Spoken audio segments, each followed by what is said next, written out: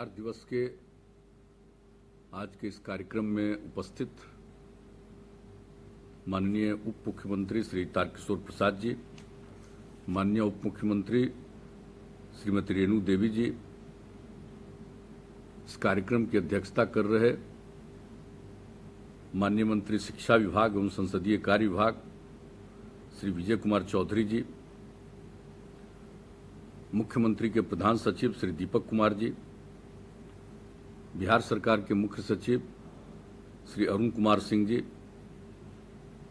बिहार सरकार के विकास आयुक्त जनाब आमिर सुबहानी साहब, शिक्षा विभाग एवं मंत्रिमंडल सचिवालय विभाग के अपर मुख्य सचिव श्री संजय कुमार जी, सामान्य प्रशासन विभाग के प्रधान सचिव श्री चंचल कुमार जी, योजना एवं विकास विभाग के सचिव श्री मनीष कुमार वर्मा जी, सूचना एवं जनसंपर्क विभाग के सचिव श्री अनुपम कुमार जी, राज्य परियोजना परिषद, बिहार शिक्षा परियोजना परिषद से जुड़े श्री संजय सिंह जी, शिक्षा विभाग के सचिव श्री असंगवा चुबा आओ जी, माध्यमिक शिक्षा के निदेशक श्री गिरिवर दयाल जी, आज जो ये वीडियो कॉन्फ्रेंसिंग के साथ के जरिए ये कार्यक्रम हो रहा, इस कार्यक्रम से जुड़े हुए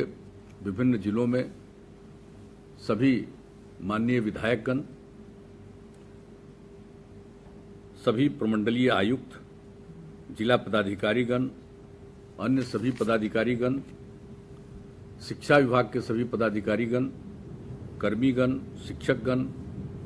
सभी छात्र छात्राएं, जीविका की दीदियां, विशिष्ट अतिथिगण, प्रिंट एवं इलेक्ट्रॉनिक मीडिया के पत्रकार मित्रों, छायाकार बंधुओं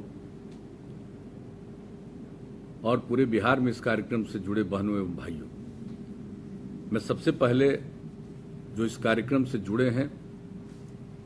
उन सबों का अभिनंदन करता हूं। और आज जो बिहार दिवस का कार्यक्रम है, इस अवसर पर मैं सभी बिहार वासियों को बधाई देता हूं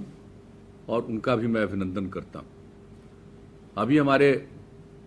सभी वक्ताओं ने महत्वपूर्ण चीजों की चर्चा की है। आप सबको मालूम है कि ये इसकी शुरुआत बिहार दिवस की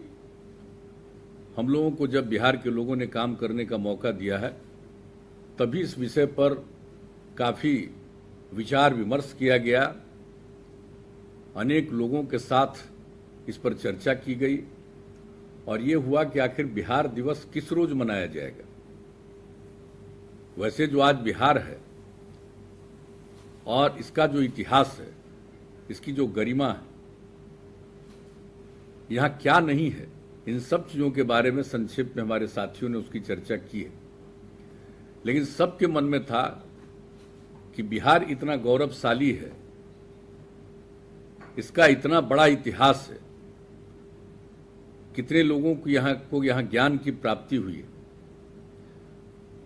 तो इसी को ध्यान में रखते हुए और पूर्व में बिहार कितना विकसित रहा है, और ये जो आज राजधानी पटना है, कल पाटलिपुत्र कहलाता था, और इसके माध्यम से जितने बड़े इलाकों का शासन का कार्य यहां से होता था, शायद अब उतना अपना देश है उससे भी बड़े इलाके का होता था। तो ये सब स्थिति थी। तो अपने सभी लोगों के मन में ये बात थी कि हम लोगों को बिहार के लिए कुछ न कुछ गौरवपूर्ण ढंग से कुछ सोचना चाहिए, करना चाहिए, लोगों को प्रेरित करना चाहिए। तो इसी बात पर काफी विमर्श हुआ और ये देखा गया कि 1911 में नवंबर महीने में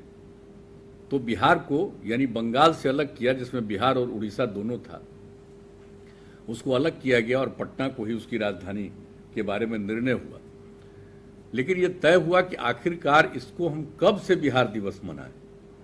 तो अनेक विषय थे, कब गवर्नर आ गए,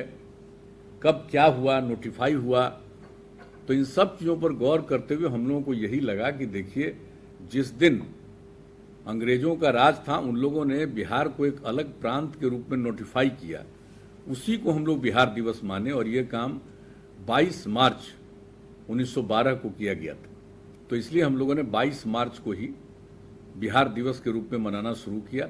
और इस पर चर्चा तो पहले से कई सालों से हो रही थी, लेकिन 2010 से एक कार्यक्रम का, अच्छे खासे कार्यक्रम की शुरुआत की गई और गांधी मैदान के माध्यम से हम लोगों ने ये सब काम काफ़ी कुछ शुरू किया, बड़े पैमाने पर काम किया गया। और जब 100 साल का समय आया 2012, चूँकि 1912 में ये नोटिफाइड हुआ था 22 मार्च को, तो उस दिन क्या भव्य कार्यक्रम हुआ, कितनी चीज़ों का निर्णय हुआ। आज जो राज्य गीत, और इसके बारे में हमारे उप मुख्यमंत्री जी ठीक कह रहे हैं, ये पहले से ही डिसाइडेड है कि जो हमारा राज्य गीत है इसको हम खास कार्यक्रमों में रखें। कई साल तक खास कार्यक्रमों में रखा जाता था, पढ़ा जाता था, लेकिन इधर ये काम धीरे धीरे लोग भूल गए। तो आपको जो आज उप मुख्यमंत्री जी दोबारा कह रहे हैं, ये पहले की बात है, तय है। तो हम तो ये कहेंगे सब लोगों को, हमारे सब लोग बैठे हुए, मुख्य सचिव बैठे हुए हैं, विकास आयुक्त बैठे हुए हैं, और जो जिम्मेवारी शिक्षा विभाग को दी गई कि बिहार दिवस का आयोजन शिक्षा विभाग के माध्यम से, आखिर शिक्षा विभाग को क्यों तय किया गया? वो इसलिए तय किया गया कि शिक्षा सबसे महत्वपूर्ण है और पहले बिहार में शिक्षा थी, इन दिनों हम काफी पीछे रहे, तो इसीलिए शिक्षा विभाग को ये जिम्मेवारी दी जाए और इसको बड़े पैमाने पर नई पीढ़ी के लोगों को ये जानकारी दें। तो जब नई पीढ़ी के लोग, पुरुष और स्त्री, सब के सब लोगों को अगर इन सब चीज़ों का एहसास हो गया, जो पढ़े हैं, जो नहीं पढ़े हैं, उन सब लोगों के बीच में धीरे धीरे चर्चा हो जाएगी, तो सबके मन में एहसास होगा। और आप जान रहे हैं, अब तो बिहार दिवस आप जान लीजिए, सिर्फ बिहार में नहीं, बिहार के बाहर दूसरे प्रांतों में और यहां तक कि दूसरे देशों में जहां बिहार के लोग रहते हैं वहां बिहार दिवस मनाते हैं। और आज कितनी खुशी की बात है कि आज के बिहार दिवस के अवसर पर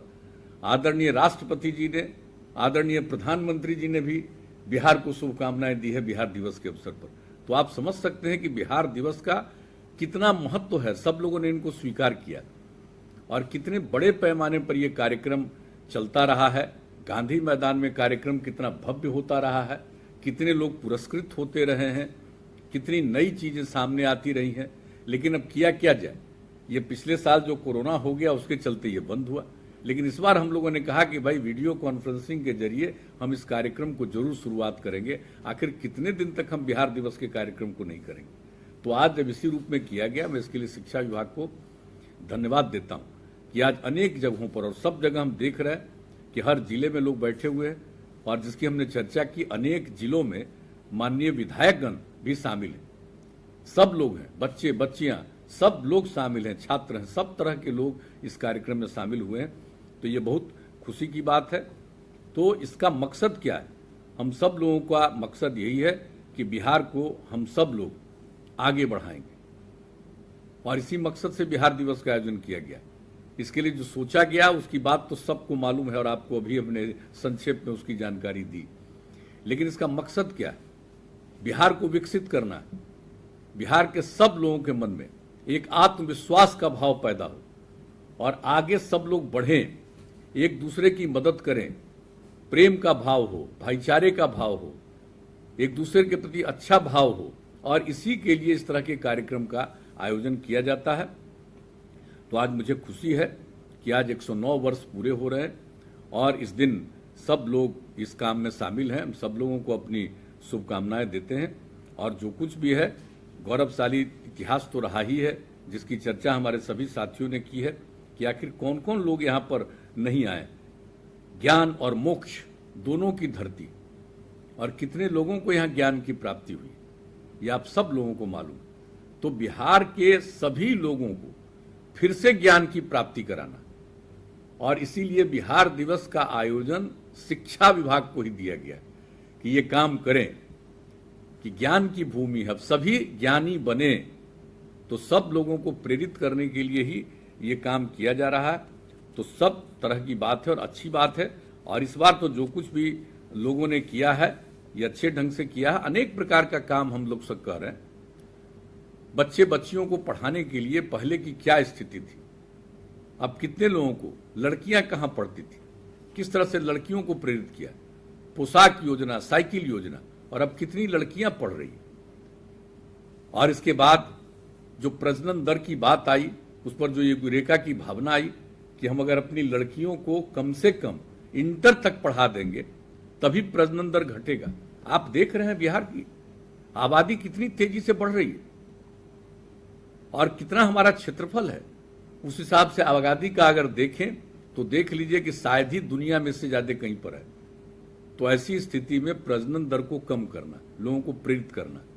इसलिए उसी को हम लोगों ने देखा कि अगर लड़कियां पढ़ेंगी तभी ये नीचे जाएगा। और उसके लिए जो काम किया गया, अब हर ग्राम पंचायत में +2 तक की पढ़ाई के लिए उच्च माध्यमिक विद्यालयों की स्थापना, ये सारा काम जो करने का प्रयास किया गया है और उसका कितना लाभ है। अब तो आप देख लीजिए कि अब मैट्रिक की परीक्षा में भी अब लड़के और लड़कियों की संख्या लगभग बराबर हो रही है, तो बहुत बड़ी बात होगी और इससे बहुत लाभ मिलेगा। और आप देख रहे हैं कि क्षेत्रफल सीमित है, आबादी जितनी बढ़ती जा रही है, तो अब जरा घूमिए, देखिए कि किन जगहों पर लोगों को आवास करना पड़ रहा है, कैसी जगहों